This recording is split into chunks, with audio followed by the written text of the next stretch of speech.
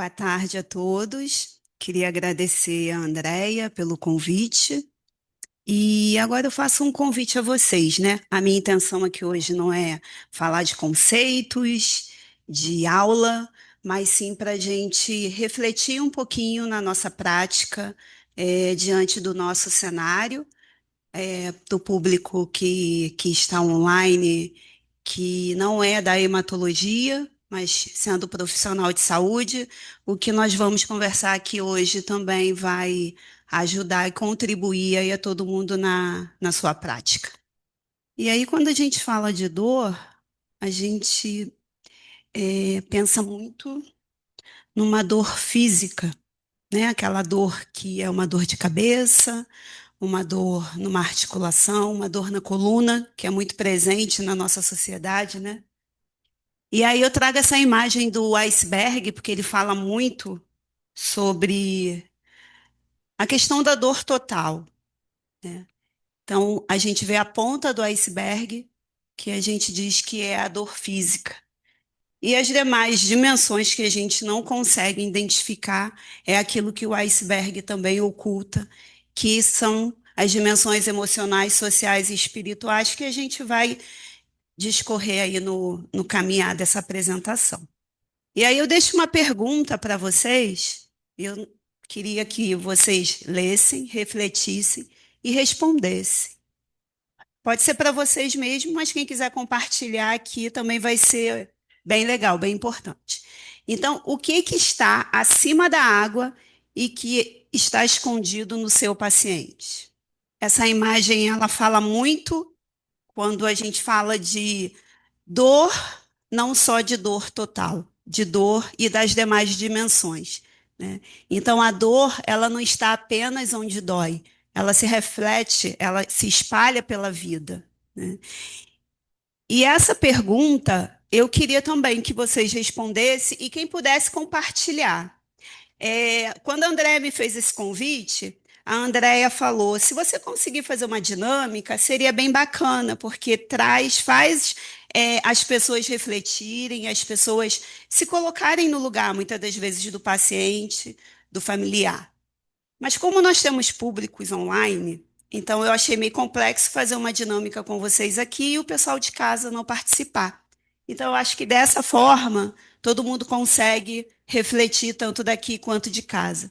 Então, quando eu digo a palavra dor, o que que vem na mente de vocês?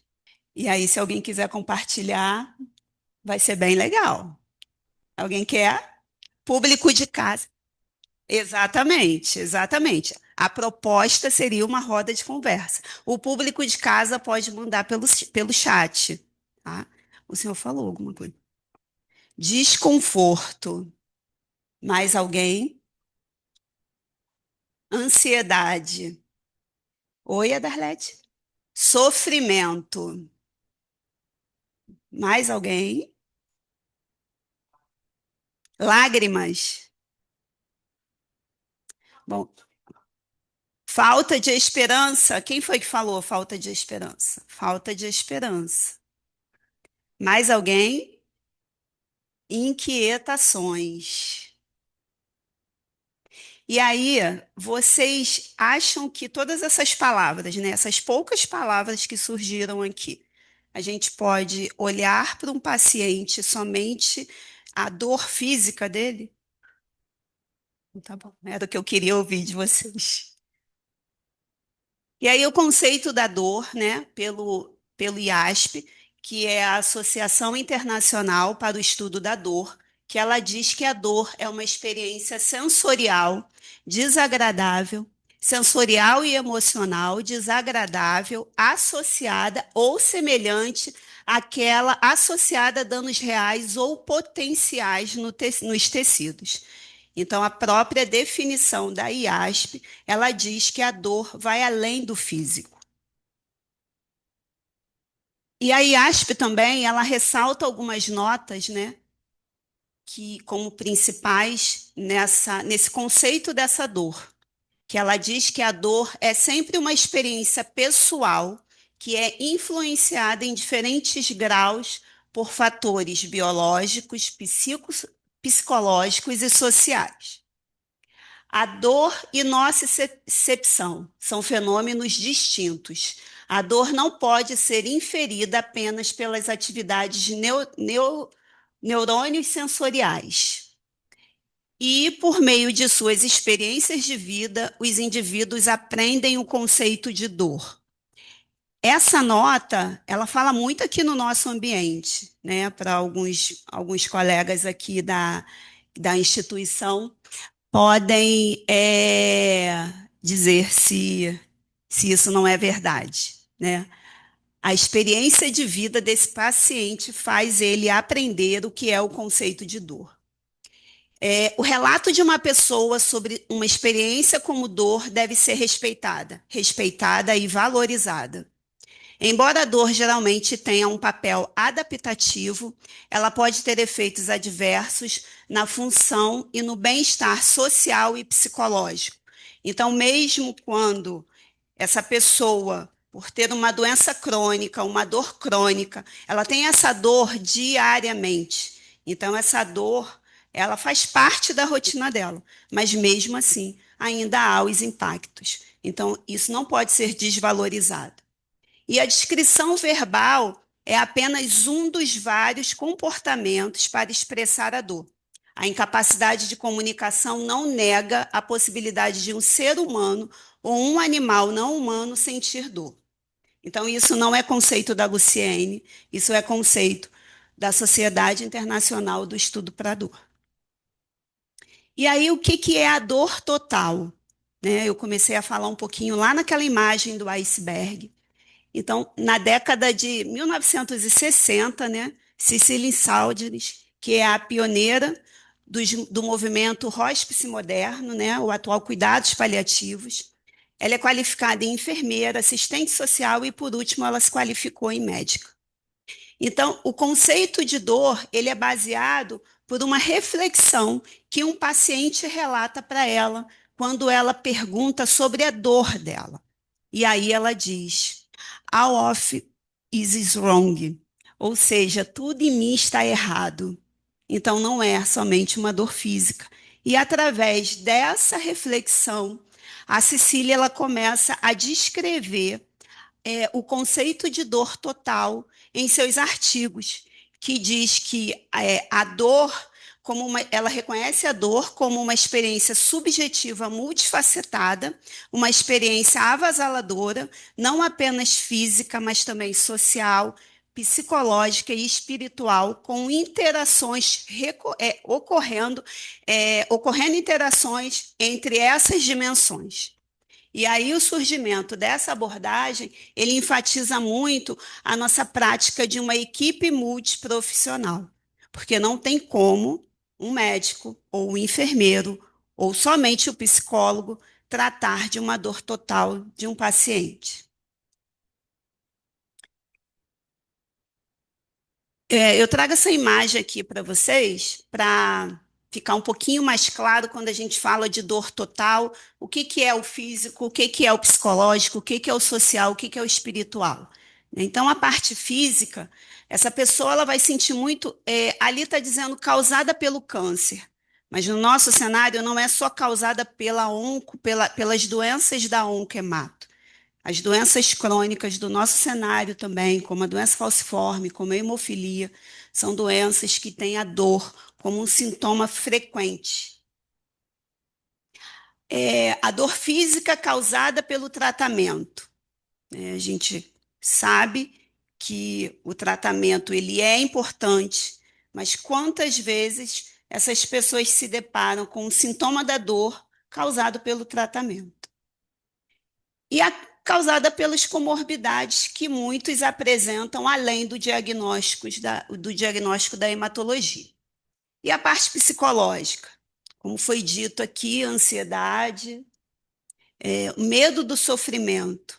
E aí esse medo do sofrimento, o sofrimento da doença, o sofrimento do que pode acontecer, o sofrimento da perda, a depressão, a experiência passada de adoecimento. Então, toda a história dessa pessoa. Então, só nessa parte ela já fala né? Quando a gente está falando da dor total, que a gente lê esses tópicos, a gente já entende que não tem como você cuidar de uma pessoa, olhar somente para o diagnóstico que ela tem. A gente não pode esquecer que estamos lidando com um ser humano assim como nós somos, né? Então é um ser humano cuidando de outro ser humano e que não estamos livres de ocupar esse lugar de paciente. Eu costumo dizer muito, essa minha fala que é muito frequente, nós escolhemos ser profissional de saúde. O paciente não escolheu ser paciente. E a distância da gente ser, de nos tornarmos um paciente é muito curta.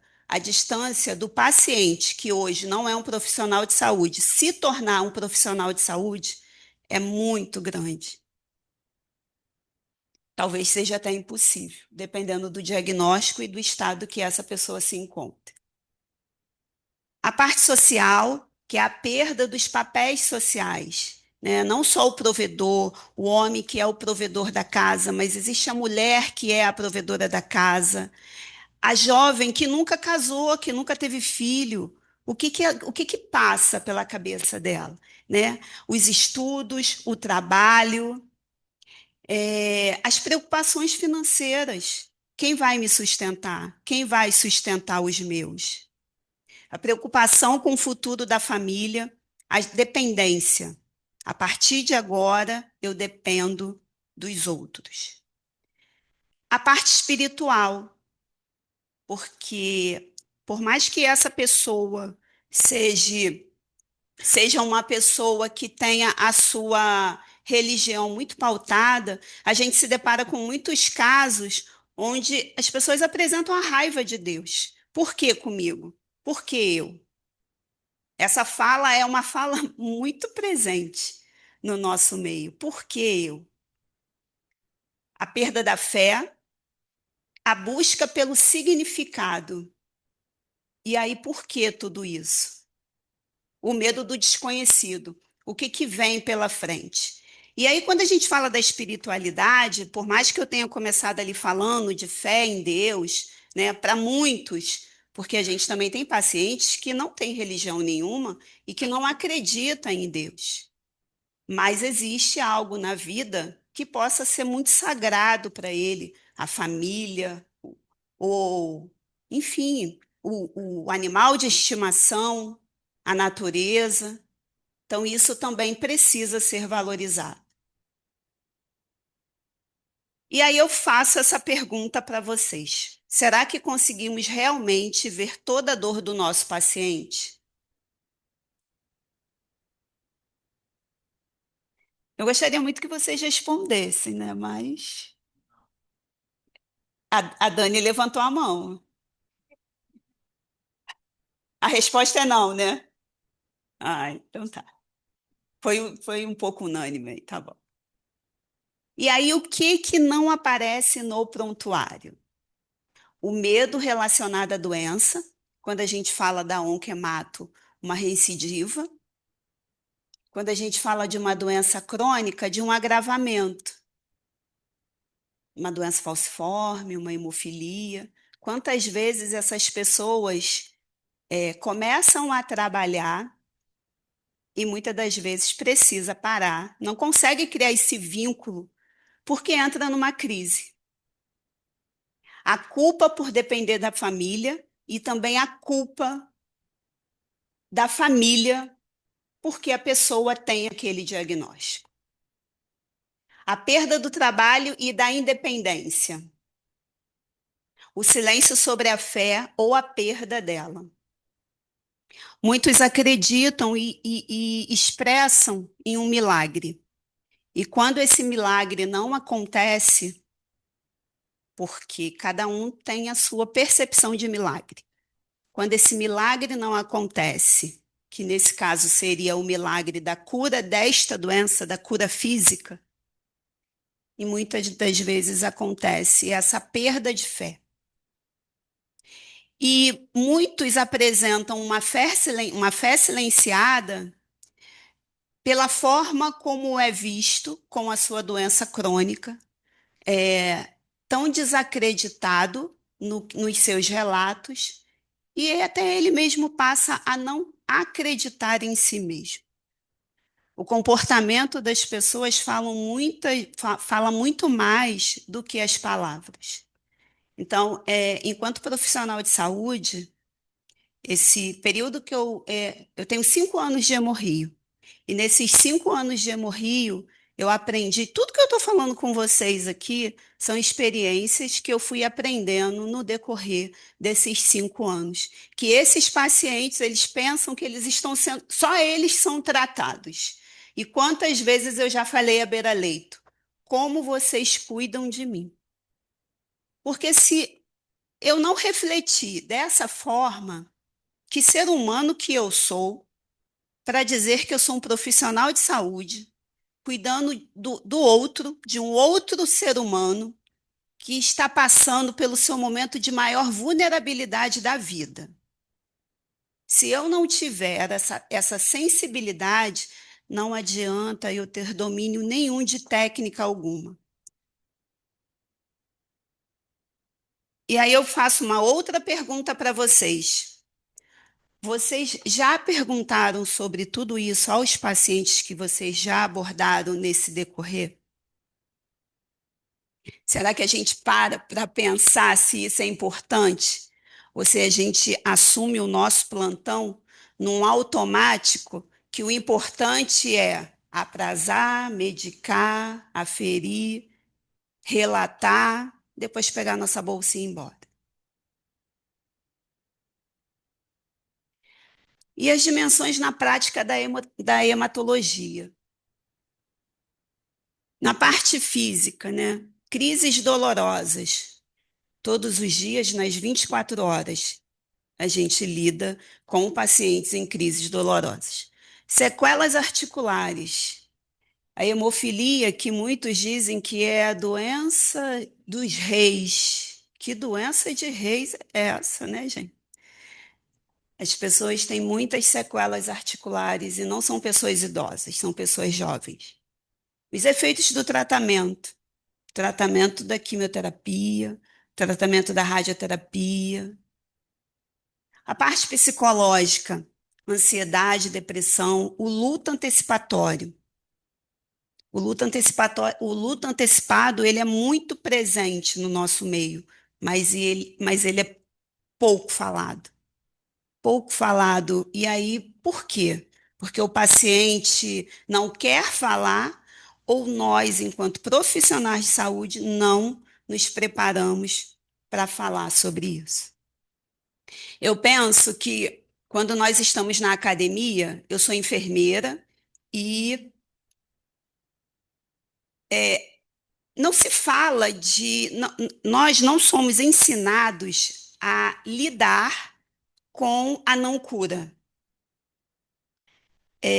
Por trás de tudo que a gente aprende, a sensação que eu tenho chegando nesse ambiente aqui é que não existe essa possibilidade de não se curar. Você tem que tratar para curar. O médico e o enfermeiro vai seguir o tratamento, vai fazer a conduta, vai realizar a conduta prescrita, porque por trás daquilo ali existe uma cura. E aí falar de morte, falar de luto, é algo muito distante, quando não é. A parte social, né? Os estigmas. Quando a gente fala de uma doença crônica, com uma dor crônica, a gente lida muito com os estigmas. Então, antes de eu avaliar aquela pessoa, eu já estou dizendo para mim mesmo que tudo aquilo ali é só uma dependência.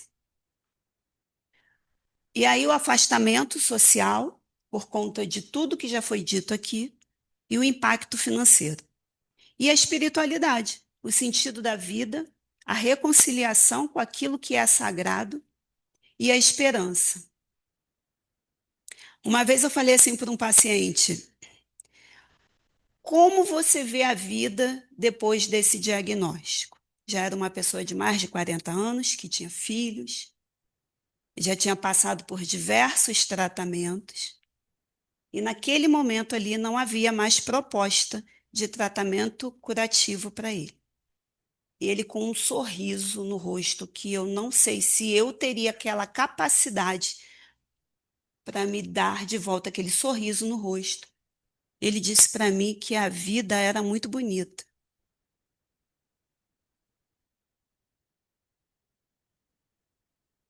E aí eu pergunto para vocês, o que que acontece se a gente tratar apenas a dor física?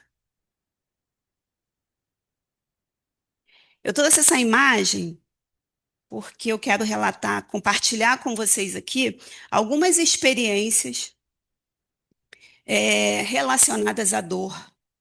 Então, por isso que eu coloquei essa imagem para não escrever nada. É, em relação à dor espiritual, eu acompanhei uma paciente que toda semana era necessário rever a dose de morfina, porque ela sentia muitas dores, muitas dores. E aquilo já estava chamando a atenção porque não melhorava, só piorava.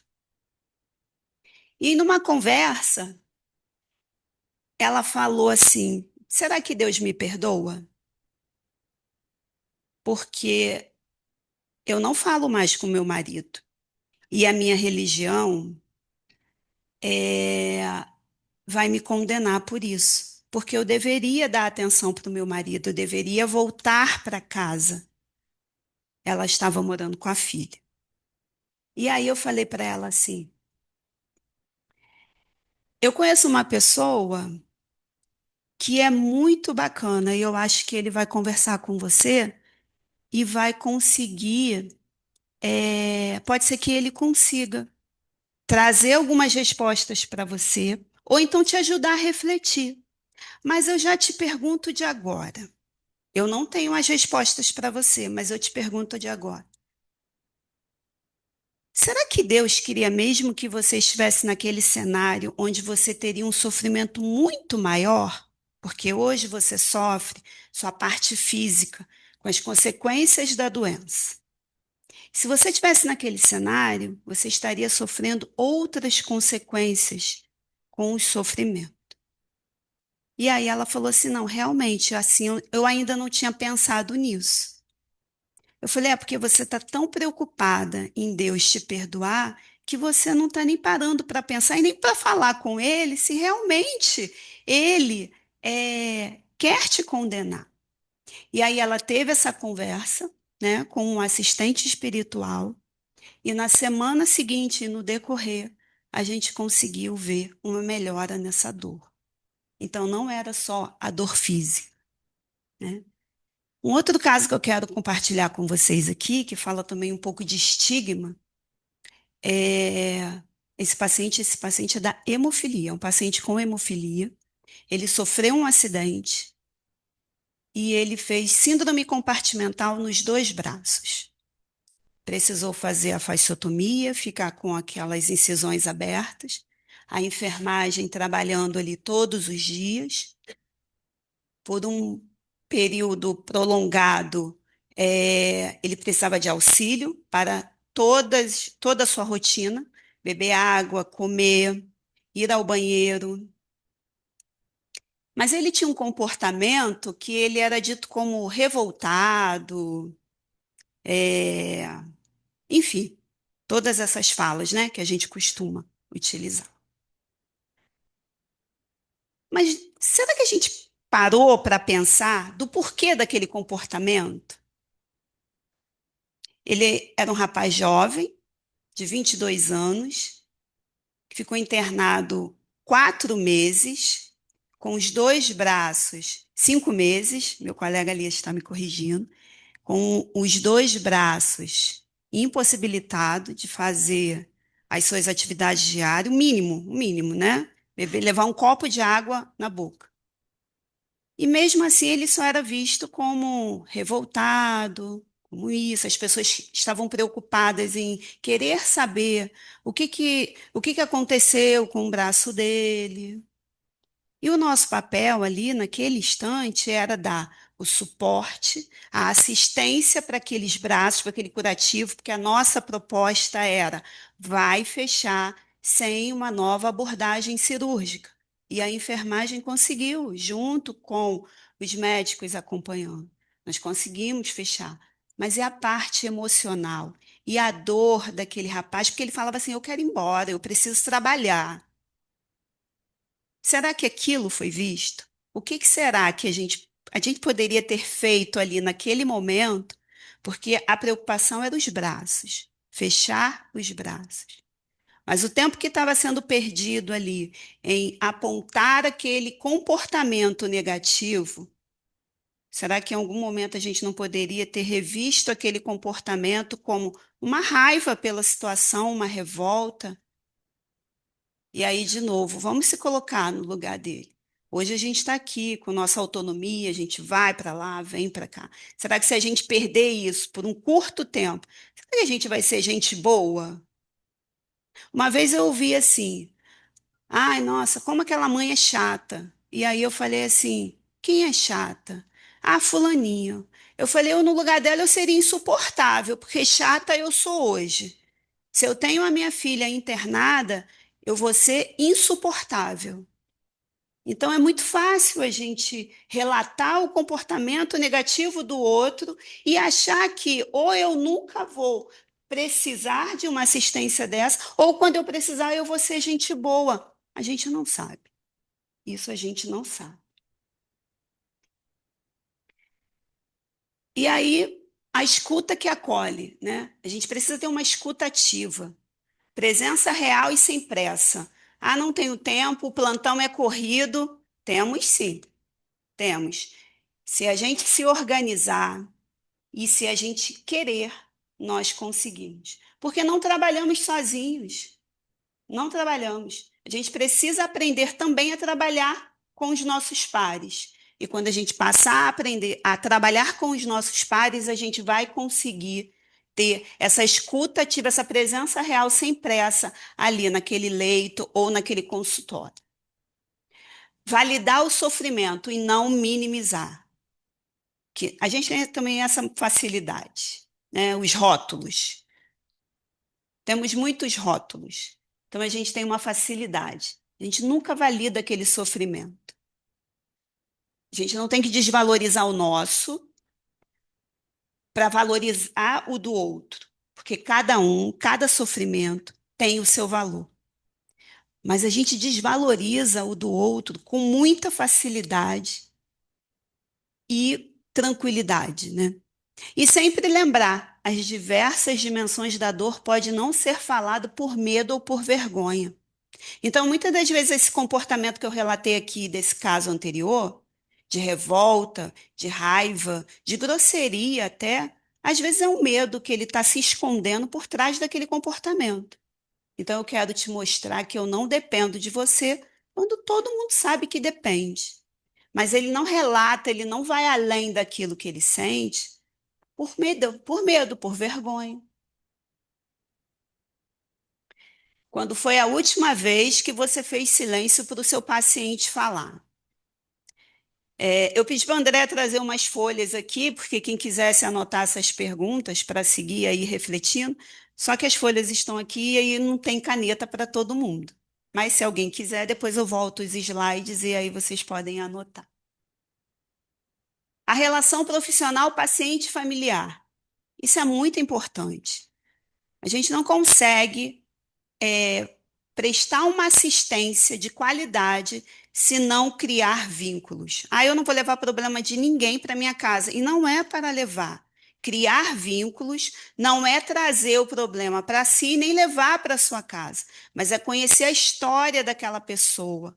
Quando a gente conhece a história da pessoa, a gente consegue entender até um pouquinho do porquê daquele comportamento tão arredio.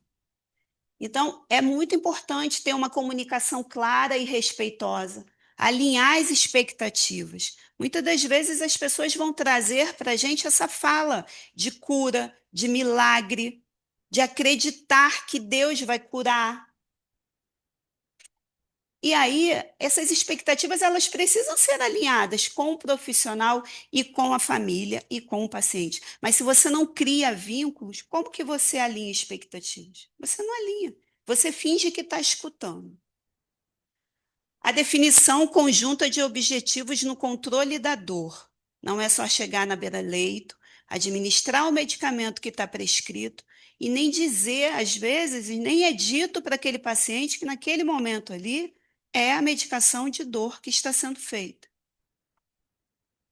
O preconceito e a subvalorização da queixa. Então, eu convido a todos vocês, a partir de hoje, o espaço que se ocupa com o preconceito, vamos começar a rever a nossa assistência em relação a um paciente que apresenta qualquer tipo de dor, não só a dor física. Porque muitos pacientes não vão apresentar, no início, uma dor física. Eu tinha uma pergunta na minha cabeça que os artigos me responderam. Quando um paciente oncológico recebe o diagnóstico, é o primeiro contato que ele tem com a dor, e não é nem sempre a dor física.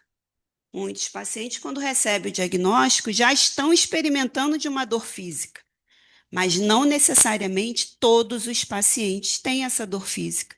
Mas no diagnóstico, ele experimenta um tipo de dor. O paciente sabe qual é a nossa meta na conduta para a dor dele? Será que a gente alinha essa conduta com esse paciente? Ou será que a gente, pelo menos, relata para ele qual é a proposta? Que impacto um manejo inadequado da dor deixa na vida de alguém? Alguém quer responder?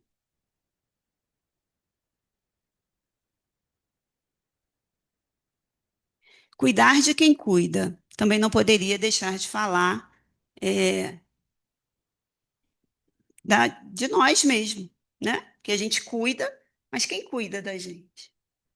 Então, a gente precisa também reconhecer os nossos limites. Há momentos que não estamos preparados ou não é um bom momento para a gente fazer determinadas abordagens. E dar um passo atrás, pedir ajuda para os nossos pares, isso não é vergonhoso. Eu sou a enfermeira do plantão e eu tenho que ir. Sim, mas você tem os seus pares. Se não é o momento, se respeita. Porque você não vai conseguir acrescentar nada para aquela pessoa e vai trazer muito mais sobrecarga para você. Suporte emocional. Terapia é bom para todos.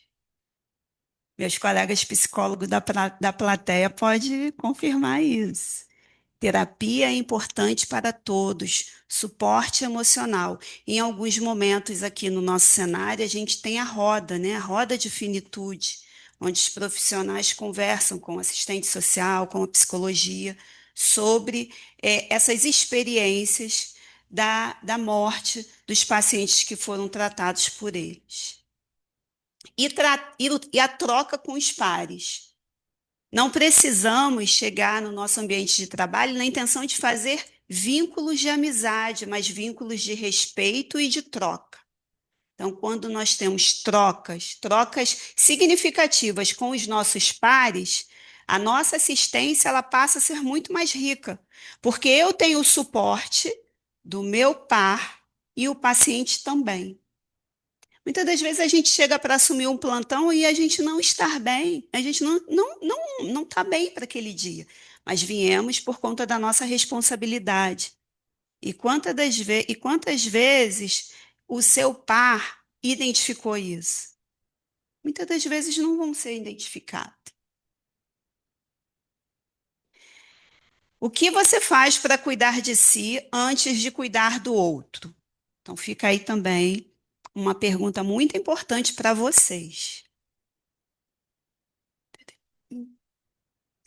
E para finalizar, eu deixo essa frase, que isso foi um aprendizado, no decorrer desses 5 anos, que a gente só consegue fazer um bom trabalho se ao longo do tempo a gente se dedicar a aprender.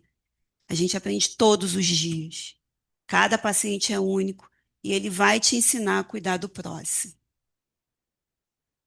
Agora eu queria fazer uma dinâmica com vocês. Coisa rápida.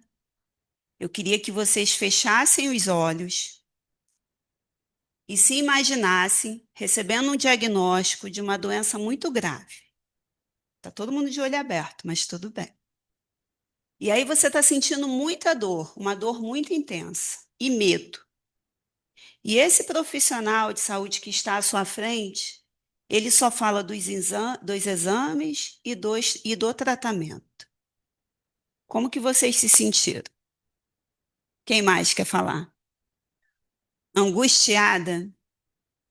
Triste? E o que vocês esperariam desse profissional?